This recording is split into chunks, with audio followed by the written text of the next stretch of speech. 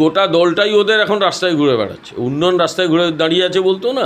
তো এটা নিয়ে একজন বিশিষ্ট কবি শঙ্খ ঘোষ আজকে বড় বড় বড় কথা বলছে, তখন কথা বলেনি কেন? বলে সিপিএমকে আমার এই প্রশ্ন, ভণ্ডামিটা কম করবে ওই জন্য শূন্য, এখন এক হয়েছে আবার শূন্য। সিপিএমকে আমি বলছি না, সেই তৃণমূল যদি মানে রাজনীতির লজ্জা হয়, সিপিএমও তাই। সিপিএম রাজনীতির একটা কি বলবো, একটা মানে দেশের সুরক্ষার জন্যে, কারণ ইন্টারন্যাশনাল স্ট্যান্ডার্ড লঙ্ঘিত হচ্ছে, ইন্টারন্যাশনাল স্ট্যান্ডার্ড লঙ্ঘিত হচ্ছিল। কারণ এয়ারপোর্টের অত কাছে ওইরকম প্রতিষ্ঠান রাখা যাবে না। ওখানে মন্দির হলেও আমি বলতাম সরা। আর বর্তমান সরকার এসে কোনো সামিট ছাড়াই প্রথম যে প্রতিষ্ঠানটি, সেটা বোধহয় কয়েকশো কোটি টাকা খরচ করে সাঁকরাইলের কাছে আমূল একটা প্রতিষ্ঠান গড়ে তুলছে। এরকম প্রচুর প্রতিষ্ঠান দলে দলে শিল্পপতিরা বাংলা ছেড়ে পালিয়ে গিয়েছিল, আবার তারা ফিরছে এখানে। ইউনিট স্পেশাল পারমিশন নিয়ে করতে যেত, নামাজ পড়তে যেত। আমার প্রশ্ন, ওই এয়ারপোর্ট অঞ্চলে আরও প্রচুর নামাজ পড়ার জায়গা আছে। আর আমি যতদূর মুসলিম ধর্ম জানি, যতটুকু বুঝি, পার্টিকুলার কোনো মসজিদে নামাজ পড়তেই হবে তার কোনো গুরুত্ব, কোথাওটা নামাজ তারা যে 2021 সালের 2রা মের পরে বিজেপির নেতাকর্মীদের ওপর যখন ভয়ঙ্কর হামলা হচ্ছিল, প্রথম 2 মাসে প্রায় 60 জন কর্মী খুন হয়ে গিয়েছিল।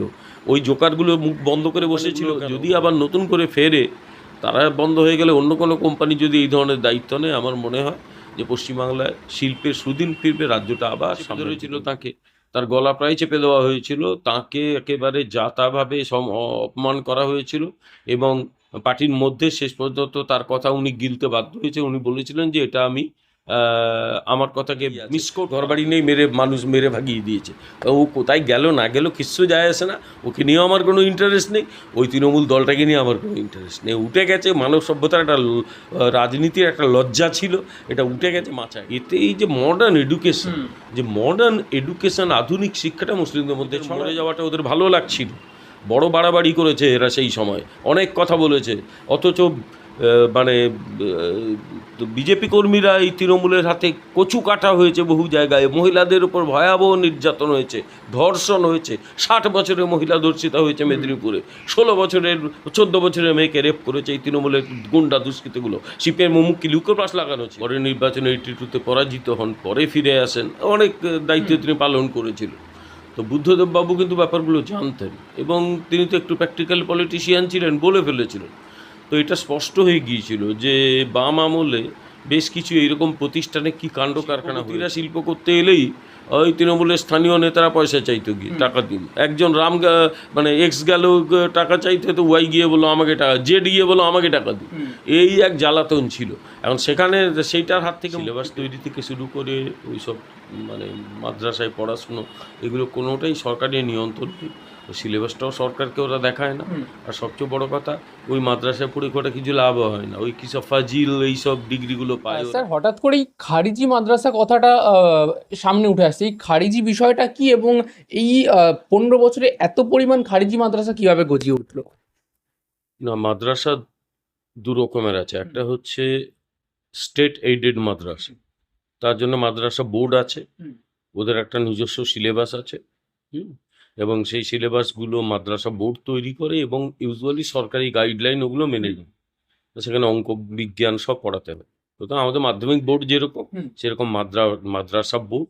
ওদের এক্সট্রা 2-একটা রয়েছে, আরবি টারবি শিখতে হয়, তার বাইরে তেমন কিছু নয়, প্রায় কাছাকাছি। এক্সট্রা 2-একটা জিনিস বাদ দিয়ে অন্য খারিজি মাদ্রাসাগুলো, সেগুলোর উপর সরকারের কোনো নিয়ন্ত্রণ নেই। ওখানে সিলেবাস তৈরি থেকে শুরু করে ওইসব মানে মাদ্রাসায় পড়াশুনো, এগুলো কোনোটাই সরকারের নিয়ন্ত্রণ নেই। সিলেবাসটাও সরকারকে ওরা দেখায় না। আর সবচেয়ে বড় কথা, ওই মাদ্রাসায় পড়ে করে কিছু লাভ হয় না, ওই কিসব ফাজিল এইসব ডিগ্রিগুলো পায় ওরা। এতে কি হয় ঈশ্বর জানে। আর সরকার ওখানে টাকাও দেয় না, ওই যারা পড়ে তারা কিছু টাকা দেয় তাদের পরিবারের পক্ষ থেকে, সেইভাবেই যারা মাদ্রাসা পড়ায় তাদের চলে।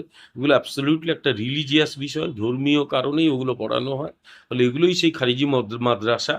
তো ইতিমধ্যেই আসামের মতো রাজ্যে খারিজি মাদ্রাসা বা এইরকম মাদ্রাসা বোর্ডের জন্য আসাম সরকার কিন্তু টাকা পয়সা প্রত্যাহার করে নিয়েছে। তারা মাদ্রাসা বোর্ড চালায় না, তারা বলেছে সবাইকে এরকম স্কুলেই পড়তে হবে।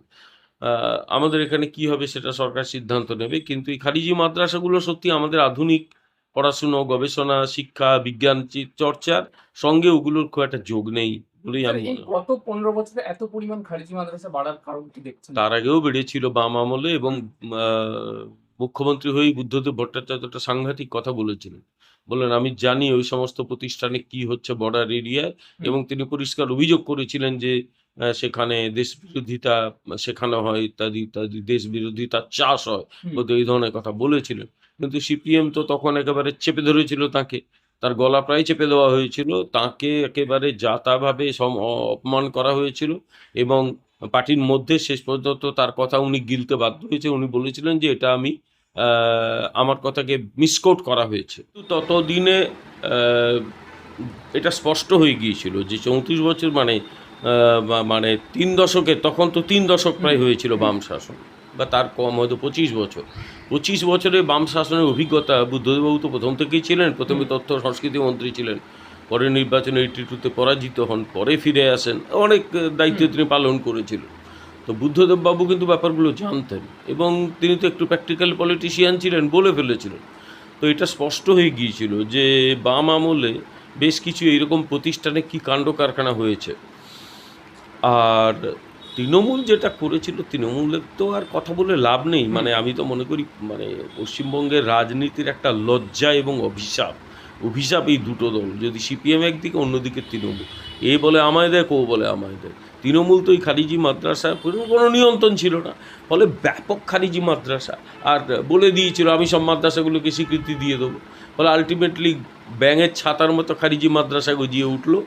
সমস্যা কী হয় জানো তো, এতে এই যে মডার্ন এডুকেশন, আধুনিক শিক্ষাটা মুসলিমদের মধ্যে ছড়ায় না। ফলে তারা এই খারিজি মাদ্রাসা পড়ে কিচ্ছু করতে পারে না। অথচ আমার 39 বছরের অধ্যাপনার জীবনে আমি বলছি যে মুসলিম ছেলেমেয়েরা যদি এইরকম আধুনিক স্কুল কলেজে পড়ে, বিশ্ববিদ্যালয়ে পড়ে, তারা কিন্তু ভালো লড়াই করতে পারে।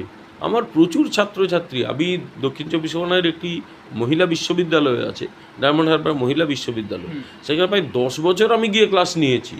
ওই বিশ্ববিদ্যালয়ে পলিটিক্যাল সায়েন্স ডিপার্টমেন্টের শুরুটা প্র্যাকটিক্যালি আমার হাত ধরে হয়েছে, কিন্তু সেখানে প্রচুর মুসলিম ছাত্রছাত্রী ছিল, এবং তারা অনেকে নিজের জীবনে প্রতিষ্ঠিত হয়েছে। এইটা কেউ বোঝে না, এটা করার দরকার। স্যার, বারুইপুর ধর্ষণ কাণ্ডের পরে যে উত্তপ্ত পরিস্থিতি সেখানে সৃষ্টি হয়, লায়েক আলী তাকে গ্রেফতার করা হয়েছে কাল। তার বিরুদ্ধে যে সমস্ত অভিযোগ রয়েছে, তিনি উস্কানিমূলক মন্তব্য করেছেন, এক মবকে তিনি সঞ্চালনা করেছেন, উস্কানি দিয়েছেন, কিন্তু তার পরবর্তীতে দেখা গেল তার গ্রেফতারির পরে সিপিএম মূলত সোশ্যাল মিডিয়ায় ঝড় তুলে দিয়েছে তাকে নিঃশর্ত মুক্তি দিতে হবে। সে কে যে তাকে নিঃশর্ত মুক্তি দিতে হবে? না, এই লায়েক আলীর বিরুদ্ধে মারাত্মক অভিযোগ উঠেছিল। সেটা হচ্ছে ওখানে যে মব তৈরি হয়েছিল, সেটা ওর উস্কানিমূলক ভাষণ, কথাবার্তার জন্যই তৈরি হয়েছিল। একটা মবকেও লিড করেছিল, এরকম অভিযোগ। আর সেই অভিযোগ তো প্রমাণ অবশ্যই তদন্ত সাপেক্ষ, প্রমাণ সাপেক্ষ, কিন্তু অভিযোগ এলে তো গ্রেপ্তার করে। এইরকম মারাত্মক অভিযোগ এলে মনে রাখতে হবে সেখানে একটি বাচ্চা মেয়ের ওপর গণধর্ষণ ঘটেছিল, এবং সরকার কঠোরতম ব্যবস্থা নিয়েছে। ইতিমধ্যেই যে প্রধান অভিযুক্ত, সে পুলিশের ওপর আক্রমণ করতে গিয়ে পুলিশের গুলিতে মারা গেছে, পুলিশের ওপর হামলা করার চেষ্টা করেছিল, মারা গেছে। এবং পুলিশের এই যে কঠোর ব্যবস্থা, রাজ্যবাসী খুশি হয়েছে অত্যন্ত। ফলে আলটিমেটলি বারুইপুর ঘটনার সরকার খুব কড়াভাবে মোকাবিলা করছে।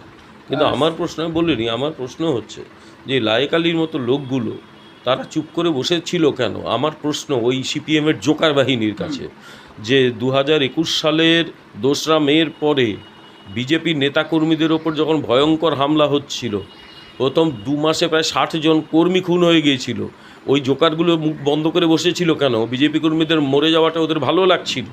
বড় বাড়াবাড়ি করেছে এরা, সেই সময় অনেক কথা বলেছে, অথচ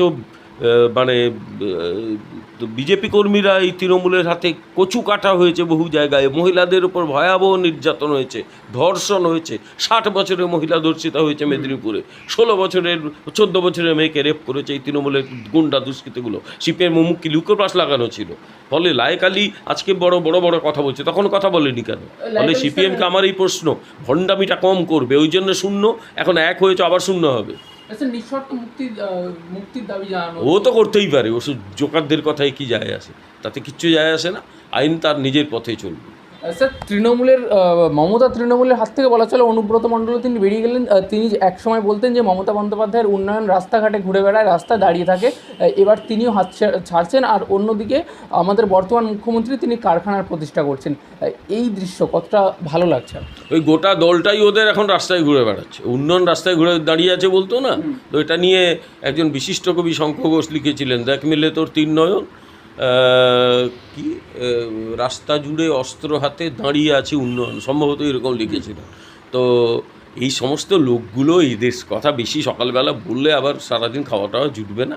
ও কোথায় যাবে না যাবে ওসব ওদের ব্যাপার। এখন ওই দলটাই রাস্তায় ঘুরে বেড়াচ্ছে, রাস্তায় দাঁড়িয়ে আছে, ঘরবাড়ি নেই, মানুষ মেরে ভাগিয়ে দিয়েছে। ও কোথায় গেল না গেল কিচ্ছু যায় আসে না, ওকে নিয়েও আমার কোনো ইন্টারেস্ট নেই, ওই তৃণমূল দলটাকে নিয়ে আমার কোনো ইন্টারেস্ট নেই। উঠে গেছে মানব সভ্যতার একটা রাজনীতির একটা লজ্জা ছিল, এটা উঠে গেছে, মাচায় গেছে। স্যার, যে সময় মমতা বন্দ্যোপাধ্যায়ের আমলে একদম বিজনেস সাবমিট করে হাজার হাজার টাকা খরচ করে, কোটি কোটি টাকা খরচ করে এই বিজনেস সাবমিট করা হতো, বিজনেস তো কিছুই আসতো না, কিন্তু এই বর্তমান সরকার সেসব কিছু না করেই কারখানা প্রতিষ্ঠা করে দিল। অবশ্যই এটা সদিচ্ছা থাকতে হবে। তো ওটা বিজনেস সামিট করতো, গ্লোবাল কি business summit, Bengal global business summit, 600 কোটি টাকা খরচ হতো, আড্ডা মারা হতো, গল্প করা হতো, আর কিচ্ছু হতো না। আর বর্তমান সরকার এসে কোনো সামিট ছাড়াই প্রথম যে প্রতিষ্ঠানটি সেটা বোধহয় কয়েকশো কোটি টাকা খরচ করে সাঁকরাইলের কাছে আমূল একটা প্রতিষ্ঠান গড়ে তুলছে। এরকম প্রচুর প্রতিষ্ঠান দলে দলে শিল্পপতিরা বাংলা ছেড়ে পালিয়ে গিয়েছিলো, আবার তারা ফিরছে, এখানে ইউনিট খুলছে। এই তো হুঁশিয়ারি শিল্পে আবার বাংলার সুদিন আসতে চলেছে, কারণ একটা বড় কোম্পানি তারা আবার ইন্ডাস্ট্রি এখানে বাড়াচ্ছে। এক সময় হুঁশিয়ারি শিল্প ছিল বাংলার গর্ব, সেই হুঁশিয়ারি শিল্প সব চলে গিয়েছিল তামিলনাড়ুর তিরুপুরে, আবার তাদের ব্যাক করানোর চেষ্টা হচ্ছে। আবার পশ্চিমবাংলার হুঁশিয়ারি শিল্প কিন্তু মুখ তুলে দাঁড়াবে। এখানকার যে আয়রন ইন্ডাস্ট্রি, এখানকার স্টিল ইন্ডাস্ট্রি, এখানকার গাড়ি কারখানা ছিল হিন্দ মোটর, আশা করা যায় আগামী দিনে সেটা তৈরি হবে। এখানে বিশ্বের অন্যতম শ্রেষ্ঠ টায়ার কারখানা ছিল ডানলপ, সে কী অবস্থা হয়ে গেছে। সেই কোম্পানিগুলো যদি আবার নতুন করে ফেরে, তারা বন্ধ হয়ে গেলে অন্য কোনো কোম্পানি যদি এই ধরনের দায়িত্ব নেয়, আমার মনে হয় যে পশ্চিমবাংলায় শিল্পের সুদিন ফিরবে, রাজ্যটা আবার সামনের দিকে উঠবে। মুখ্যমন্ত্রী শুভেন্দু অধিকারী যে কথা বলেছেন, সিঙ্গেল উইন্ডো পারমিশনের কথা বলেছেন তিনি, এই বিষয়টা কি এই বর্তমান যে রাজ্যের শিল্পের পরিস্থিতি সেটা ঘোরাতে কাজে দেবে? অবশ্যই অবশ্যই, দৌড়ে দৌড়ে ঘোরাটা শিল্পপতিদের কাজ নয়। ফলে সিঙ্গেল উইন্ডো হলে দৌড়ে দৌড়ে ঘোরা শিল্প পারমিশনের জন্য সেটা বন্ধ হবে। কিন্তু তার চেয়ে আরেক বেশি গুরুত্বপূর্ণ যেটা এখন বন্ধ করা গেছে, সেটা হচ্ছে যে ওই শিল্পপতিরা শিল্প করতে এলেই ওই তৃণমূলের স্থানীয় নেতারা পয়সা চাইতো, গিয়ে টাকা দিন। একজন মানে এক্স গেল টাকা চাইতে, তো ওয়াই গিয়ে বলো আমাকে টাকা, জেড গিয়ে বলো আমাকে টাকা দিন। এই এক জ্বালাতন ছিল, এখন সেখানে সেইটার হাত থেকে মুক্তি পেয়েছে। ফলে শিল্পপতিরা এবারে তারা নির্ভয়ে শিল্প করতে পারছে। শিল্প যত করবে রাজ্যের তো তত লাভ, ইনকাম, মানে প্রোডাকশান হবে, ইনকাম হবে, সরকারের লাভ, মানুষ কাজ পাবে। স্যার, একটা শেষ বিষয় জিজ্ঞাসা করব, কলকাতা বিমানবন্দরের মসজিদ নিয়ে যে বিবাদটা চলছে, এটা আপনি কীভাবে দেখছেন? অনেক দিন ধরে সে মসজিদ সরানোর কথা চলছে, অনেক দিন ধরে, একেবারে গায়ে মসজিদটা, রানওয়ের গায়ে মসজিদটা। তারপর প্রত্যেক দিন সেখানে স্পেশাল পারমিশন নিয়ে করতে যেত, নামাজ পড়তে যেত। আমার প্রশ্ন, ওই এয়ারপোর্ট অঞ্চলে আরও প্রচুর নামাজ পড়ার জায়গা আছে। আর আমি যতদূর মুসলিম ধর্ম জানি, যতটুকু বুঝি, পার্টিকুলার কোনো মসজিদে নামাজ পড়তেই হবে তার কোনো গুরুত্ব, কোথাওটা নামাজ তারা পড়ে। এবং মুসলিমরা অনেক সময় ট্রেনে যাতায়াত করতে গিয়ে দেখেছি, ট্রেনে কাপড় বিছিয়ে সেখানেও নামাজ পড়ে, একদম স্টেশনে পড়ে, ট্রেনে চলন্ত ট্রেনে কাপড় পাতিয়ে বলে দাদা একটু শুনুন আমি নামাজ পড়বো, সবাই জায়গা দিয়ে দেয়, নামাজ পড়ে।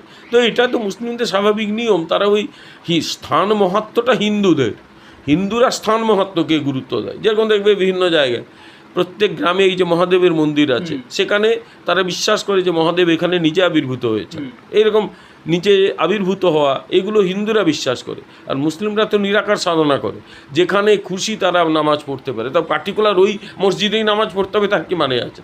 আর দেশের সুরক্ষার জন্যে, কারণ ইন্টারন্যাশনাল স্ট্যান্ডার্ড লঙ্ঘিত হচ্ছে, ইন্টারন্যাশনাল স্ট্যান্ডার্ড লঙ্ঘিত হচ্ছিল। কারণ এয়ারপোর্টের অত কাছে ওইরকম প্রতিষ্ঠান রাখা যাবে না। ওখানে মন্দির হলেও আমি বলতাম সরান, তার কারণ ওটা এয়ারপোর্ট, ওটা হাই সিকিউরিটি জোন, সেখানে একটা মসজিদ ওখানে একদিন ধরে রয়েছিল, এটা নিরাপত্তার পক্ষে ভালোই ছিল না। সিপিএম একে প্রশ্রয় দিয়েছিল, আর তৃণমূলের কথা বলেই দিলাম, ছেড়েই দিলাম, ওদের নাম মুখে আনতেই আমার এখন অস্বস্তি হয়।